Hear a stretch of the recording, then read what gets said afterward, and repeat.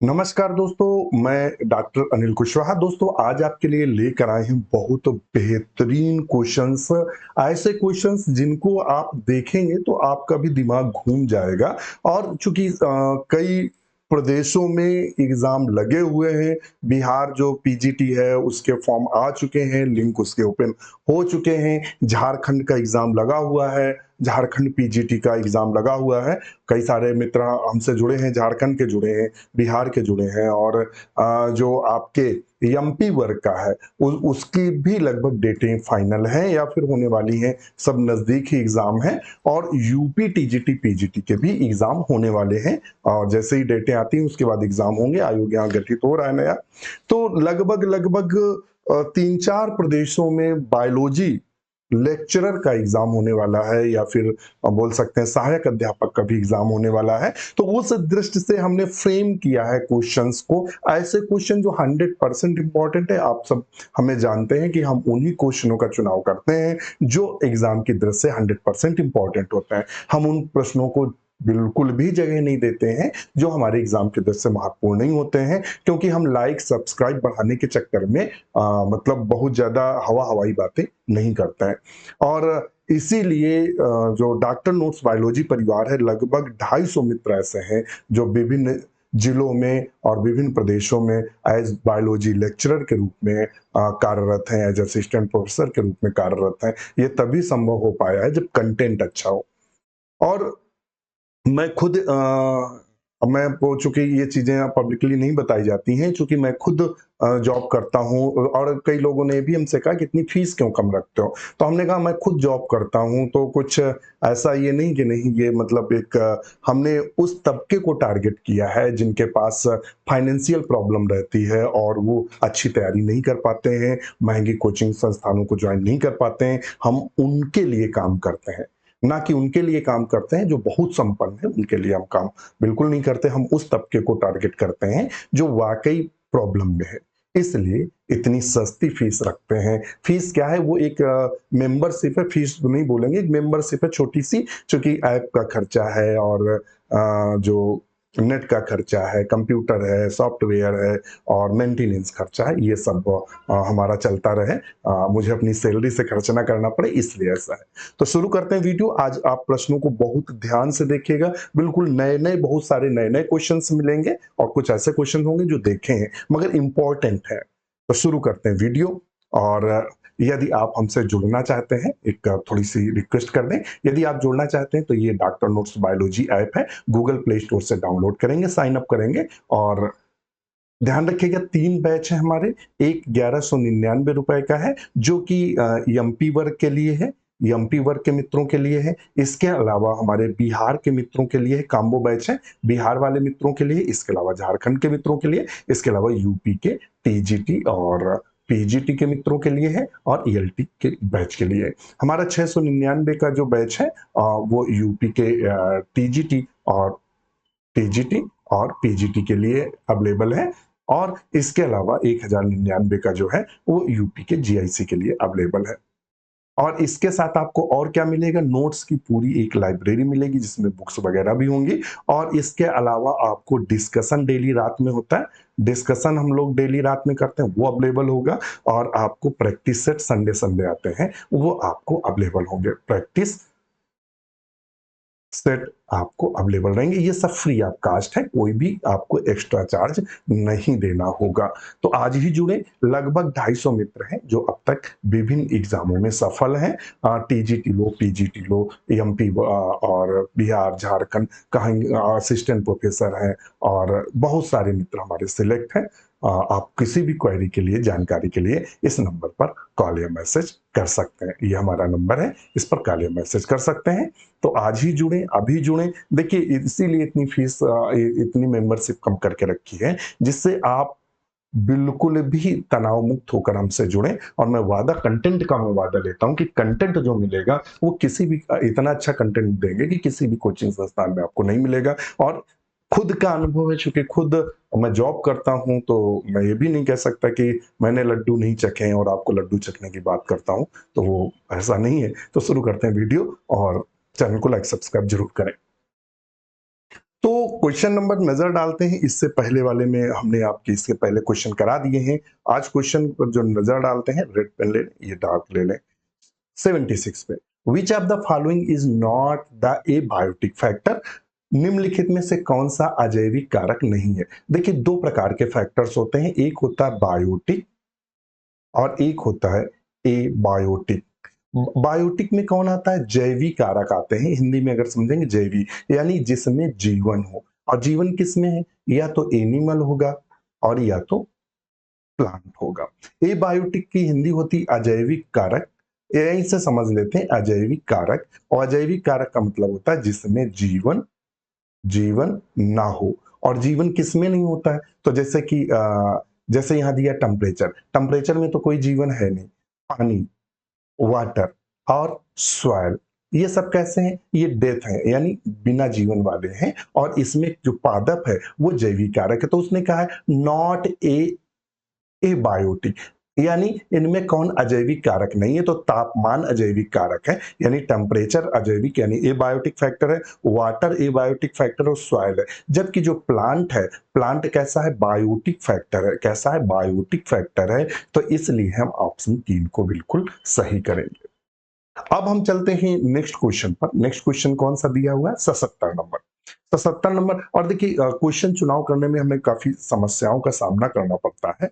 और समस्याओं का सामना क्यों करना पड़ता है, ये भी हम आपको बता दें। थोड़ा सा बड़ा कर लें। सामना क्यों करना पड़ता है? क्योंकि कोशिश यही होती है कि हिंदी इंग्लिश की बड़ी समस्या होती है। तो मैं कोशिश करता हूं कि क्वेश्चन जहां भी सिलेक्ट करें, मैं कोशिश पूरी करता हूं हिंदी इंग्लिश दोनों में मिले तो आपको समझ में आए। इन टू नेबरिंग सेल्स ए और बी, दो मतलब एक पड़ोसी कोशिकाएं हैं या पास पास की दो कोशिकाएं। Cell A has osmotic potential of -20 bars and pressure potential 10 bars, whereas cell B has osmotic potential of 16 bar -16 bars and pressure potential 4 bars. The direction flow of water will be। दो पास पास स्थित कोशिकाएं ए और B में, कोशिका ए में परासरण विभव -20 बार, दाब विभव 10 बार है, जबकि कोशिका बी में परासरण विभव 16 बार है, दाब विभव 4 बार है। पानी का प्रवाह किस दिशा में होगा? उसने कहा है पानी का प्रवाह किस दिशा में होगा। तो पानी का जो प्रवाह है वो क्या होगा? कोशिका ए से बी की ओर होगा। तो ऑप्शन ए सही है। नेक्स्ट क्वेश्चन देखते हैं क्या कह रहा है।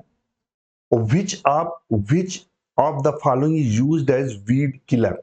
इनमें से प्राय वीड किलर के रूप में किसका प्रयोग करते हैं? वीड किलर का मतलब क्या हुआ? वीड किलर का मतलब ये हुआ कि जिससे मतलब बोल सकते हैं हार्बिसाइड। जो शब्द, एक अच्छा सा शब्द यूज करेंगे तो इसके लिए अच्छा सा शब्द है हार्बिसाइड।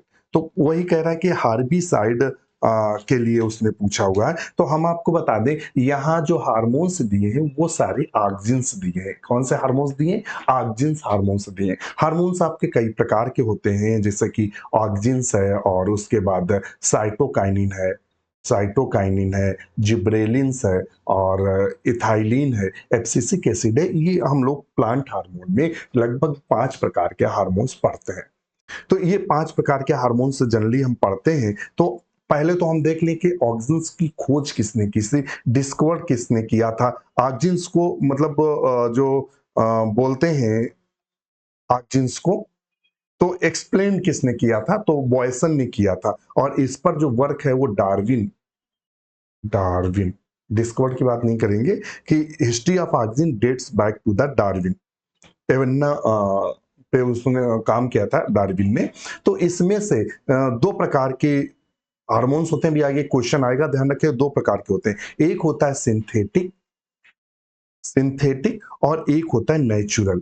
नेचुरल और सिंथेटिक दो प्रकार के ऑक्सिन्स होते हैं। यहां से क्वेश्चन भी आगे बना है और देखेंगे कि जो क्वेश्चन बना था और इंपॉर्टेंट, बहुत इंपॉर्टेंट, बार बार पूछा जाता है। तो सिंथेटिक में कौन आता है और नेचुरल में कौन आता है? तो ध्यान रखिएगा, नेचुरल में इंडोल एस्टिक एसिड आता है, ये आता है नेचुरल में, ये आता है नेचुरल में। और आईबीए, ये दोनों आईबीए और इंडोल एस्टिक एसिड और आईबीए, ये दोनों के दोनों आते हैं नेचुरल में। 2,4-D और एनएए आते हैं सिंथेटिक में। तो इसमें से 2,4 जो डी है, ध्यान रखिएगा, 2,4-D क्या नाम दिया? 2,4-D। क्या दिया? 2,4-D। 2,4-D को क्या बोलते हैं? डाइक्लोरोफेनॉक्सिक एसिड से, डाइक्लोरोफेनॉक्सी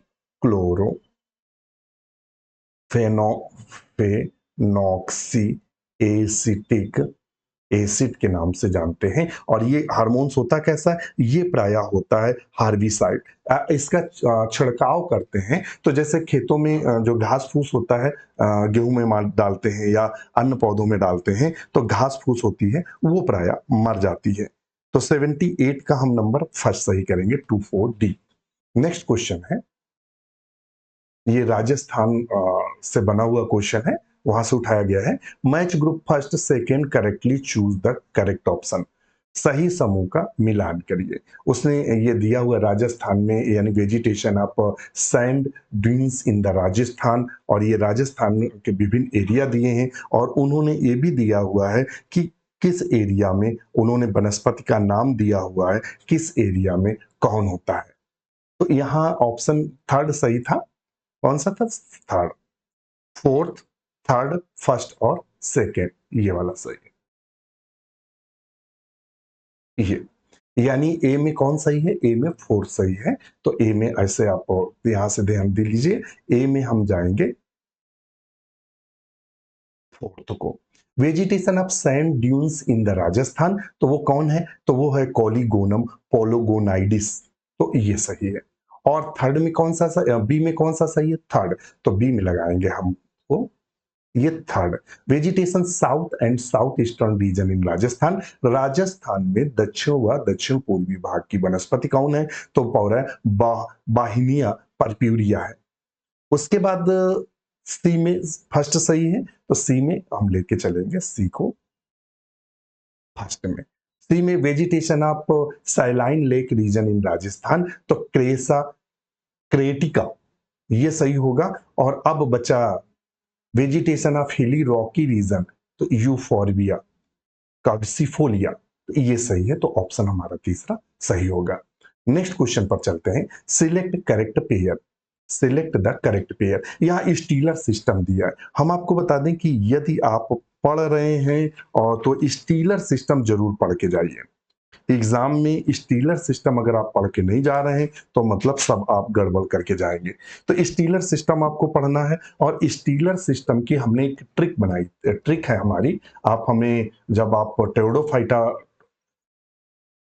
जो थ्योरी क्लासेस हैं, तो थ्योरी क्लासेस में जब हमने आपको स्टील सिस्टम पढ़ाया या स्टीलर जो सिस्टम पढ़ाया है, स्टीलर सिस्टम में हमने आपको एक ट्रिक बताई थी कि जो ये क्वेश्चन यूपी में भी बना था, उसी ट्रिक से बच्चों ने सॉल्व किया था और सब नंबर पाए थे। तो जहां बहुत कंफ्यूजन होता है तो वहां ट्रिक काम करती है। तो एक ट्रिक थी, आज शेर प्लेट में कलावा लाया और मिक्स्ड सरनाम दिया। ये ट्रिक है हमारी। और आप देख सकते हैं ऐप पे मिलेगी। आज शेर प्लेट में कलावा लाया, तो हमने आज दिया था, आज शेर प्लेट में, ऐसे नहीं, थोड़ी सी स्पेस में,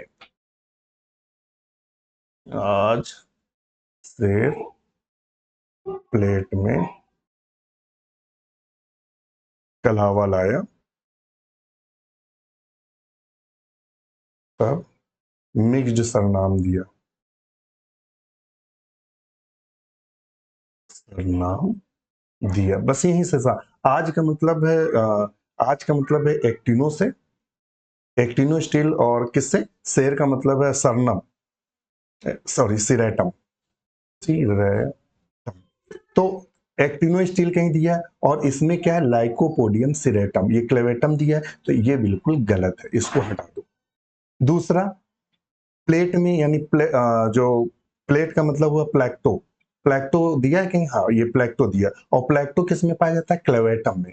तो क्लेवेटम कहीं दिया नहीं, सेरेटम दिया। ये भी गलत है, ये दोनों गिला। और मिक्स्ड सरनाम दिया, तो मिक्स्ड देखिए, मिक्स्ड है, मिक्स्ड सरनाम दिया तो सरनाम है ना, तो ऑप्शन तीसरा सही है। ये इस तरह से आप, हमारी अपनी ट्रिक है, अब आपको पसंद आए ना आए, तो इस तरह से हाँ, क्वेश्चन हमारा कौन सा सही हुआ? तीसरा, जो मिक्स्ड प्रोटोस्टिल होती है लाइकोपोडियम सरनम में देखने को मिलती है। और यहाँ से बहुत सारे क्वेश्चन देखने को मिलते हैं। और जो एम्फीफ्लोइक साइफिनोस्टील होती है, एम्फीफ्लोइक जो साइफिनोस्टील होती है वो मार्सिलिया में देखने को मिलती है। मार्सिलिया, ध्यान रखिएगा, रट लीजिएगा, एग्जाम में क्वेश्चन बहुत पूछता है, एम्फीफ्लोइक साइफिनोस्टील किस में देखने को मिलती है। और एक्टोफ्लोइक साइफिनोस्टील किस में देखने को मिलती है? एक्टोफ्लोइक साइफिनोस्टील जो देखने को मिलती है इक्विसिटम में देखने को मिलती है। इसके अलावा ओस्मुंडा में देखने को मिलती है, इसको भी ध्यान में रखिएगा। तो यहाँ थोड़ा सा हम आपका समय लेंगे क्योंकि जगह बची नहीं है, थोड़ा इरेज कर लें, थोड़ा सा हम फटाफट आपको बता दें। ये बहुत इंपॉर्टेंट है और इसको छोड़ा नहीं जा सकता है, तो इसको थोड़ा सा हम आपको यहाँ से डाटा लेके, चूंकि बहुत लिख गया है तो फिर दिक्कत करेगा। अब प्लैक्टो स्टील किस में पाई जाती है, यहां से लेंगे। तो जो प्लैक्टो स्टील है वो किस में पाई जाती है? तो लाइकोपोडियम क्लेवेटम में। किस में पाई जाती है? जो कि अभी हमने बताया, क्लेवेटम में देखने को मिलती है। एक्टिनो स्टील किस में देखने को मिलती है? एक्टिनो स्टील लाइकोपोडियम सिरेटम में देखने को मिलती है। सिरेटम में देखने को मिलती है। मिक्स्ड, मिक्स्ड वाली बिल्कुल सही है। और ये इसके अलावा यहाँ से जो हैप्लो स्टील देखने को मिलती है राइनिया में, एक और स्टील है जो अक्सर क्वेश्चन पर, हैप्लो स्टील राइनिया में देखने को मिलती है। कहाँ देखने को मिलती है? तो राइनिया में, राइनिया, हार्नियोफाइटॉन आदि में देखने को मिलती है। तो ये था हमारा, तो इस हिसाब से ऑप्शन हमारा तीसरा सही है। और आप स्टीलर सिस्टम पढ़ के जरूर जाइए किसी भी एग्जाम में। बिल्कुल नया क्वेश्चन है आपके लिए।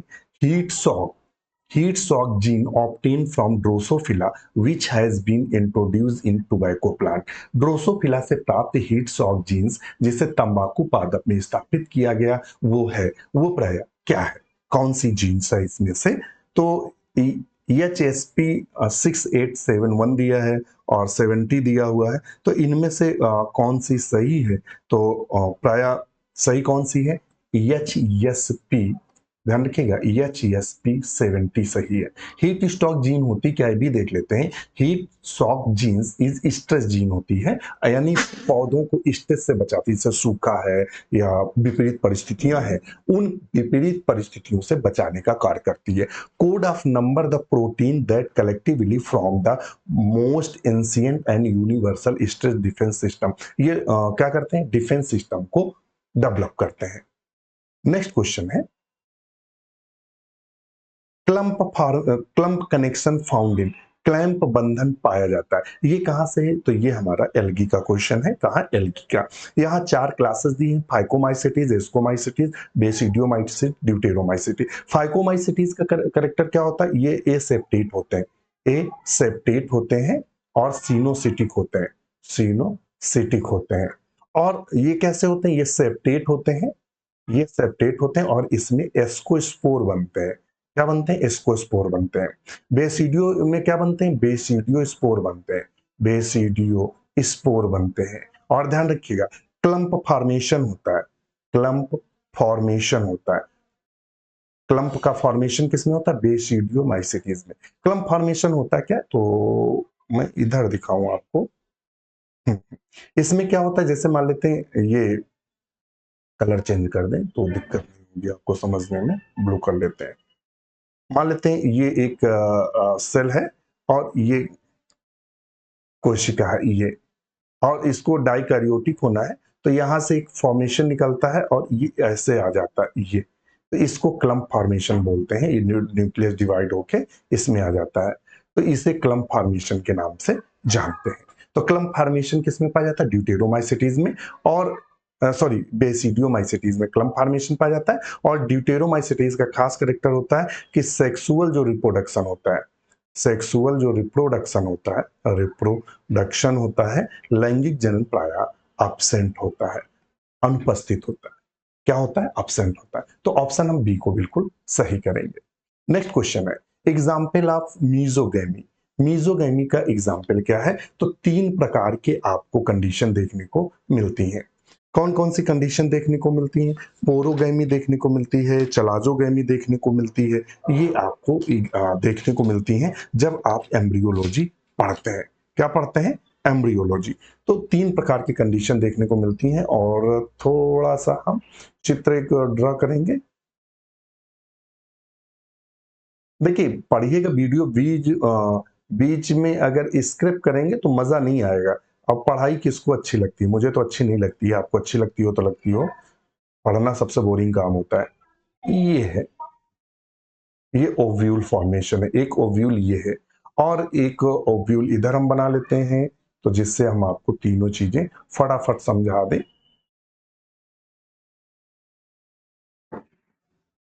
एक ओव्यूल ये बन गया और ये एम्ब्रियोसाइट बन गया और एक ओव्यूल यहाँ बना देते हैं। बस थोड़ा-सा जिससे कॉन्सेप्ट आपका क्लियर हो जाए। एक ओव्यूल ये बन गया और ये बन गया। जब पॉलन ट्यूब माइक्रोपाइल से होकर अंदर जाती है, कहाँ से जाती है? कलर इसका चेंज कर दें, पॉलन ट्यूब का ले लें ब्लू। जब पॉलन ट्यूब कहाँ से होकर जाती है? यहाँ से होकर जाती है माइक्रोपाइल से। इसको क्या बोलते हैं? माइक्रोपाइल के नाम से जानते हैं। जब माइक्रोपाइल से प्रवेश करती है तो इसे हम मीज़ोगैमी के नाम से जानते हैं कि मीज़ोगैमी। और जब पॉलन ट्यूब चलाजा क्षेत्र से प्रवेश करके जाती है, इस तरीके से, कैसे? यहाँ से। ये वाला चलाजा क्षेत्र है, ये ऐसे। या बोल सकते हैं इधर, हाँ, चला ऐसे करके ऐसे होती हुई तब जाकर ऐसे प्रवेश करती है, तो इसे हम चलाज़ोगैमी के नाम से जानते हैं। और जब इंटुगमेंट से होकर जाती है, ऐसे होकर ऐसे जब प्रवेश करती है इंटुगमेंट से होकर, तो इसे हम किसके नाम से जानते हैं? तो ये हो गया थोड़ा-सा हमें लगता है हम कन्फ्यूज़ हो रहे हैं। माइक्रोपाइल से जब प्रवेश करती है तो उसे पोरोगैमी कहते हैं। क्या बोलते हैं? इसको हम लिखेंगे पोरोगैमी। और जो चलाजा से होती है उसे बोलते हैं चलाजोगैमी। क्या बोलते हैं? चलाजोगैमी के नाम से जानते हैं। और जब इंटुगमेंट से प्रवेश करती है तो इसे हम मीज़ोगैमी के नाम से जानते हैं। अब सही आया। थोड़ा-सा कन्फ्यूज़ हो गए थे। तो ये हो गई हमारी पोरोगैमी और ये हो गई चलाजो। तो पोरोगैमी क्या है? कॉमन है। कॉमन प्लांट में पाई जाती है। सबसे ज़्यादा कौन पाया जाता है? अगर आपसे एग्ज़ाम में पूछे कि कौन-सी गैमी सबसे ज़्यादा पाई जाती है, तो कॉमन जो प्लांट में पाई जाती है और वो प्राय पाई जाती है, कौन-सी? पोरोगैमी। चलाज़ोगैमी किसमें पाई जाती है? एक क्वेश्चन फिर उठता है कि चलाज़ोगैमी किसमें पाई जाती है? तो ये एग्ज़ाम में यूपी में पूछा था। तो चलाज़ोगैमी प्रायः कैज़ोराइना में पाई जाती है। किसमें पाई जाती है? कैज़ोराइना। ये यूपी के पीजीटी में क्वेश्चन 2021 में पूछा था कि चलाज़ोगैमी किसमें पाई जाती है? तो उसमें सही आंसर था कैज़ोराइना। यहाँ चूँकि मीज़ोगैमी हम पढ़ा रहे हैं तो यूपी पीजीटी में जो पूछा उसका हम आंसर बता रहे हैं। अब और किसमें पाई जाती है? जुगलैंस में पाई जाती है। इसके अलावा और किसमें पाई जाती है? जुगलैंस में पाई जाती है। अब आया मीज़ोगैमी किसमें पाई जाती है? तो मीज़ोगैमी प्रायः कुकुरबिटा में पाई जाती है। किसमें पाई जाती है? मीज़ोगैमी प्रायः कुकुरबिटा में पाई जाती है। ध्यान रखिएगा किसमें पाई जाती है? कुकुरबिटा में। तो ऑप्शन 3 हम सही करेंगे।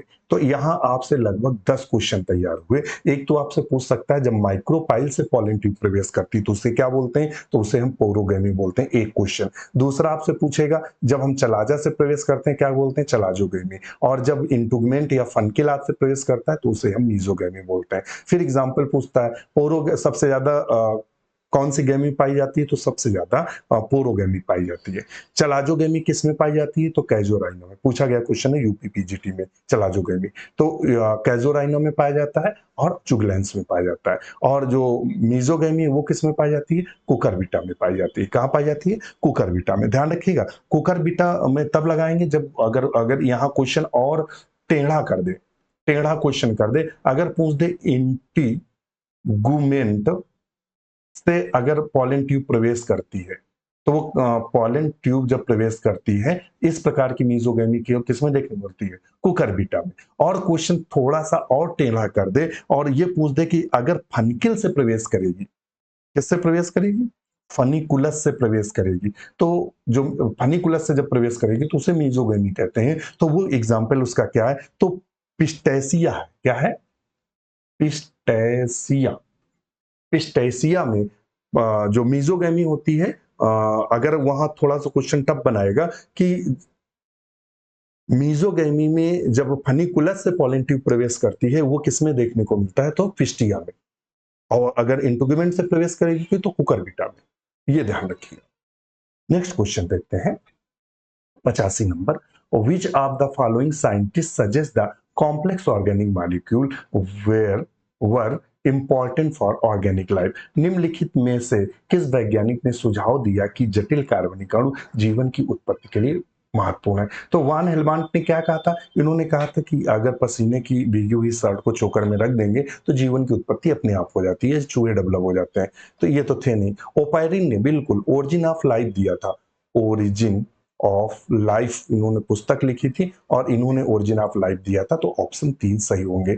पाश्चर ने क्या किया था? एक पाश्चर, वो मुझे याद है जहां तक, वो यस सेव्ड, वो नेक वाला उन्होंने एग्जाम्पल दिया था कि जीवन से ही जीवन संभव है। और रेड्डी ने क्या किया था? मछलियों को उबाल कर रखा था और 3 में 1 में परचमेंट पेपर लगाया था। उन्होंने भी कहा था बिना जीवन के जीवन संभव नहीं है। तो ऑप्शन 2 सही होगा। नेक्स्ट क्वेश्चन है which one of the following statement is not correct? निम्नलिखित में से कौन कथन सही नहीं है? इनमें से कौन सा कथन प्राय नहीं है? तो ध्यान रखिएगा, इन साइलोफाइटा, इन साइलोप्सिडा रूट आर प्रेजेंट। साइलोप्सिडा में रूट पाई जाती है। देखिए साइलोप्सिडा में साइलोटम आता है। क्या आता है? साइलोटम आता है। साइलोटम क्या है? एक बहुत पुराना पौधा है और जिसमें क्या होता है? रूट एब्सेंट होती है।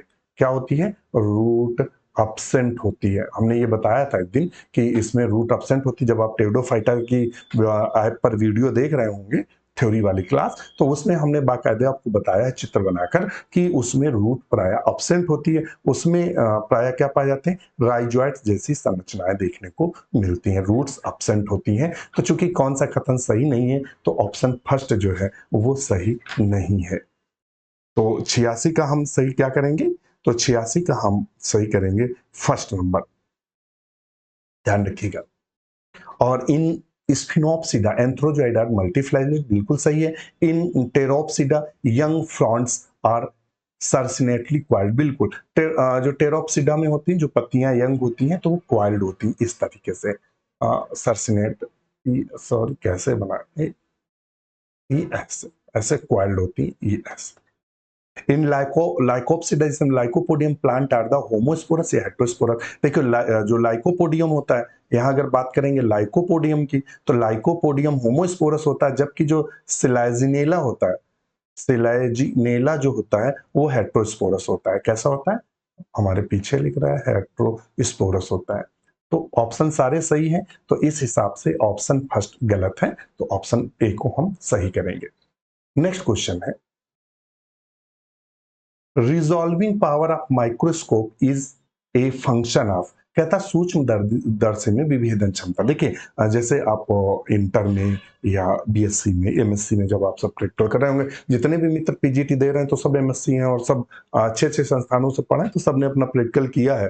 तो देखिएगा जब रिजॉल्विंग पावर माइक्रोस्कोप की सेट करते हैं, क्योंकि हम लोग कंपाउंड माइक्रोस्कोप ही चलाए हैं, तो आप रिजॉल्विंग पावर पावर जब सेट करते हैं तो उसमें 10x का एक लगा रहता है लेंस, एक लगा रहता है 40x का। तो आप अपने हिसाब से उसको सेट करते हैं। तो वही पूछ रहा है वेवलेंथ ऑफ लाइट यूज्ड, बिल्कुल यूज करते हैं। Numerical aperture of lens system, बिल्कुल सही है। तो इसमें ऑप्शन बोथ स्टेटमेंट फर्स्ट और सेकेंड इज करेक्ट। तो ऑप्शन 3 को हम सही करेंगे। नेक्स्ट क्वेश्चन है which of the following is dense regular connective tissue? निम्नलिखित में कौन सघन नियमित संयोजक ऊतक है? कहता है इनमें से कौन निम्नलिखित में कौन सघन नियमित संयोजी ऊतक है या संयोजक ऊतक है? तो वो प्राय टेंडन होता है। 88 का हम क्या सही करेंगे? 2 टेंडन। क्या होता है? टेंडन।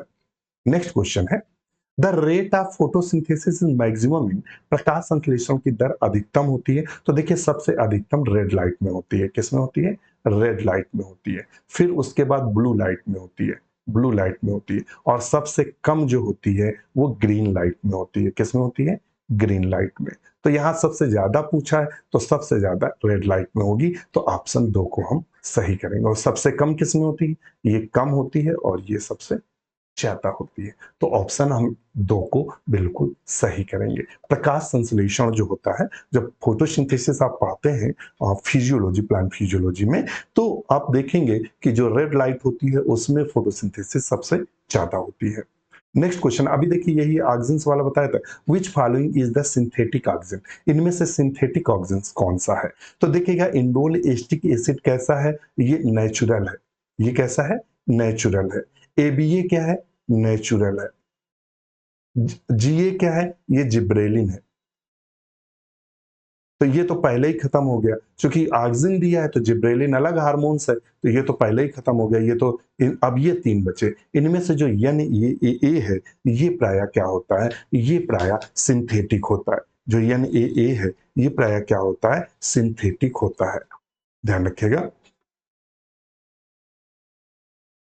अब यहाँ एक क्वेश्चन जो टेंशन दे रहा होगा कि आखिर एन ए का मतलब क्या है? तो एन ए का जो मतलब है वो क्या है, और इनका मतलब क्या है? तो एन ए को बोलते हैं अल्फा नैप्थलेन। अल्फा नैप्थलेन हमारे पीछे आ रहा है क्या? रुकिएगा। Alpha नैप्थलेन acetic acid.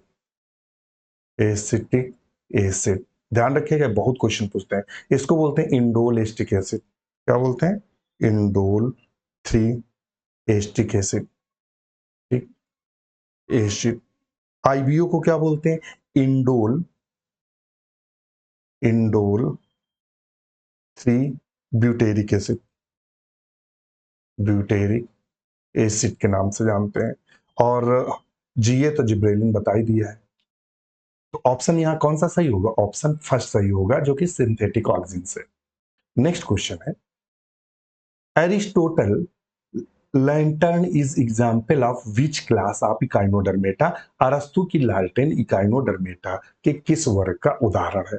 तो ये प्राय जो उदाहरण है वो एक्नोइडिया का है। किसका है? एक्नोइडिया का उदाहरण है, तो ऑप्शन 1 सही करेंगे। और ध्यान रखिएगा, इसका अरस्तु की लालटेन क्यों कहा जाता है? तो Aristotle was the great philosopher, the biologist, work book name the Historia Animalia में उन्होंने क्या दिया है? In this book the maintain the mouth aperture of सी आर्चिन। सी आर्चिन के माउथ अपर्चर को, मुख के बारे में इन्होंने विस्तार से बताया है।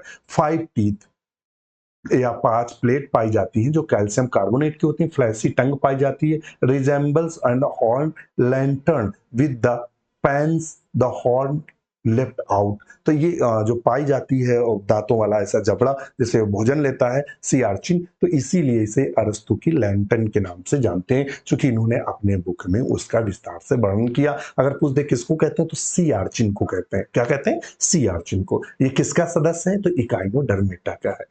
ध्यान रखिएगा। और किस क्लास से संबंधित है? तो एक्नोइडिया से संबंधित है। तो जब आप एनिमल किंगडम पढ़ेंगे, ये क्वेश्चन कहां से पूछा है? तो आपके एनिमल किंगडम में जब इकाइनोडर्मेटा पढ़ेंगे, और इकाइनोडर्मेटा में जनरली जो स्टार फिश पढ़ते हैं, तो स्टार फिश से तो ये क्वेश्चन है नहीं, ये क्वेश्चन है उसके जनरल करेक्टर से। इसको ध्यान में रखिएगा। और ये देखिए उसका माउथ है, और ये 5 टीथ दिए हुए हैं। ये टीथ दिए हुए हैं 5। इसे एरिस्टोटल लैंटर्न के नाम से जानते हैं। नेक्स्ट क्वेश्चन है, which of the following is the demerit of the angler and Prantl system of classification. Angler और प्रेंटल ने जो क्लासिफिकेशन दिया था, वो कौन सा क्लासिफिकेशन दिया था? तो एंगलर और प्रेंटल ने जो क्लासिफिकेशन दिया था वो फाइलोजेनेटिक क्लासिफिकेशन था। कौन था क्लासिफिकेशन? तो हम आपको जानकारी दे दें कि एंगलर और प्रेंटल का जो क्लासिफिकेशन था, पूरा का पूरा क्लासिफिकेशन इनका फाइलोजेनेटिक था। और अब इन्होंने यहाँ थोड़ी सी जगह हमने छोड़ी थी जब क्वेश्चन लिख रहे थे, तो इन्होंने क्या किया था कि जो सीड प्लांट है, सीड प्लांट है, उनको क्या बांटा था? सीड प्लांट को 2 भागों में पहले इन्होंने बांटा था। कौन कौन? जिम्नोस्पर्म और एंजियोस्पर्म को। जिम्नोस्पर्म और एंजियोस्पर्म को बांटा था। स्पर्म को बांटा था। एंजियोस्पर्म को पुनः दो भागों में उन्होंने बांटा, एक डाई मोनोकोटिलेडन्स, मोनोकोटिलेडन्स यानी एक बीजपत्री के पौधों को रखा लेडन्स, और दूसरा डाइकोटिलेडन्स द्विबीजपत्री को रखा। तो अब इनकी आती है डीमेरिट, इनकी कमी क्या थी, तो यहीं से बस क्वेश्चन इन्होंने पूछा है। और इन्होंने कौन सा क्लासिफिकेशन दिया था ये भी जान लेते हैं। तो इन्होंने फाइलोजेनेटिक क्लासिफिकेशन दिया था, ध्यान रखिएगा कौन सा। और एक और क्वेश्चन पूछते हैं कितनी फैमिली इन्होंने बताई थी, तो 280 फैमिलीज का वर्णन किया था। ध्यान रखिएगा, रट के रखिएगा, चाहे आप असिस्टेंट प्रोफेसर का एग्जाम देने जा रहे हो, फैमिली आप किसकी किसकी रट के रखेंगे। लीनियस की बैंथम हुकर के क्लासिफिकेशन में कितनी दी है, एंगलर प्रेंटल ने कितनी दी है, और हचिंसन ने कितनी दी है। इनकी फैमिलियां याद रखिएगा। जैसे कि जब हम बात करते हैं क्लासिफिकेशन की बैंथम होकर की, तो बैंथम होकर ने जो क्लासिफिकेशन दिया था उसमें उन्होंने 202 फैमिली दी। कितनी दी है, 202 फैमिलियां दी है बैंथम होकर ने।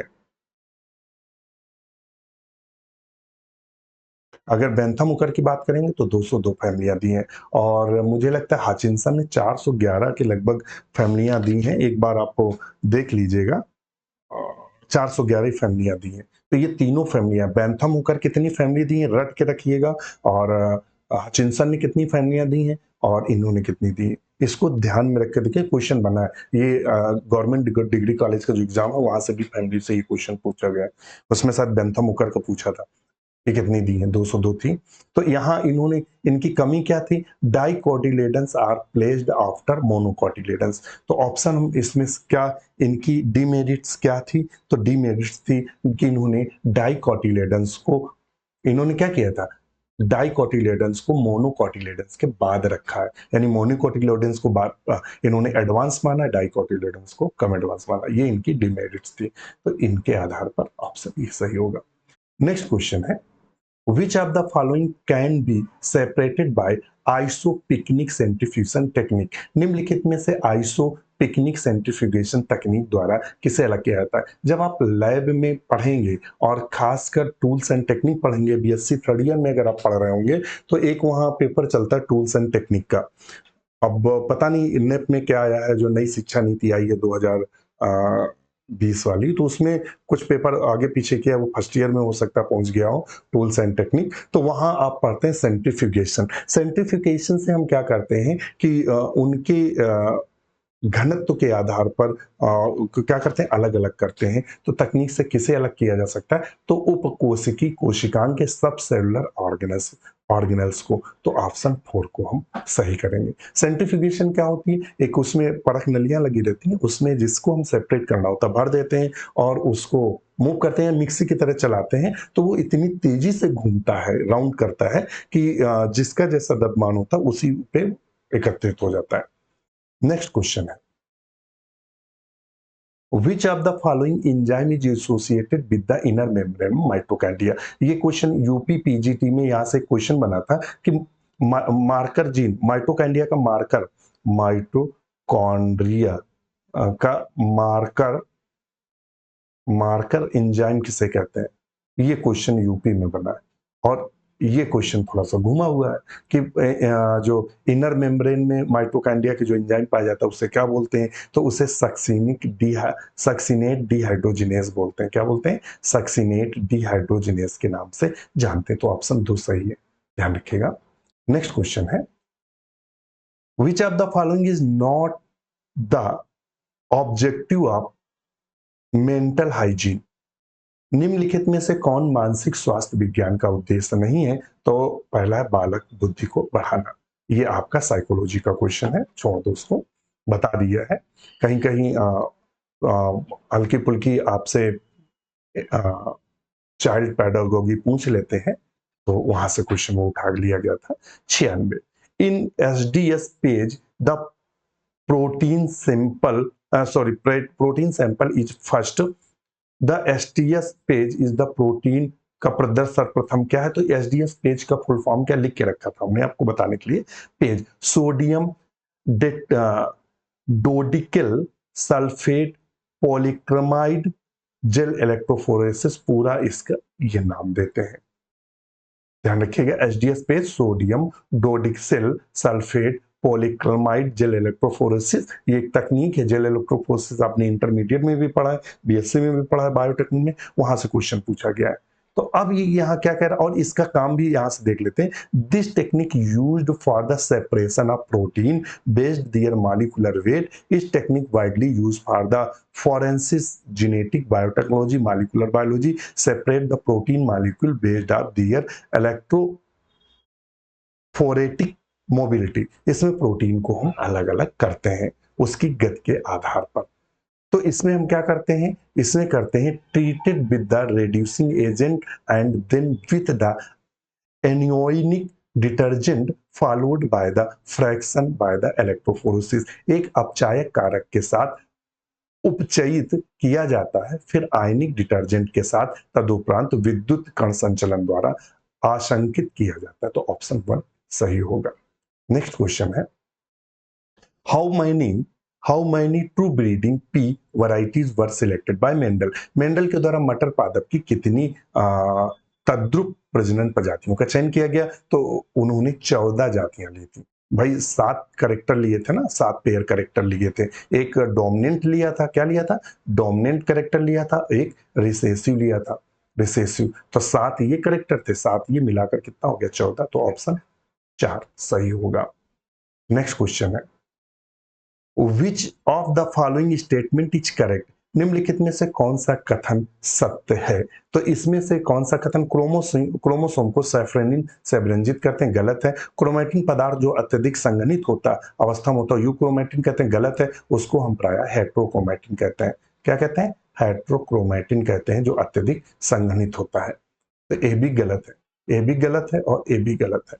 नेक्स्ट क्वेश्चन है, basic structural unit of eukaryotic chromosome nucleosome. Eukaryotic गुणसूत्र की मूल संरचनात्मक इकाई न्यूक्लियोसोम है।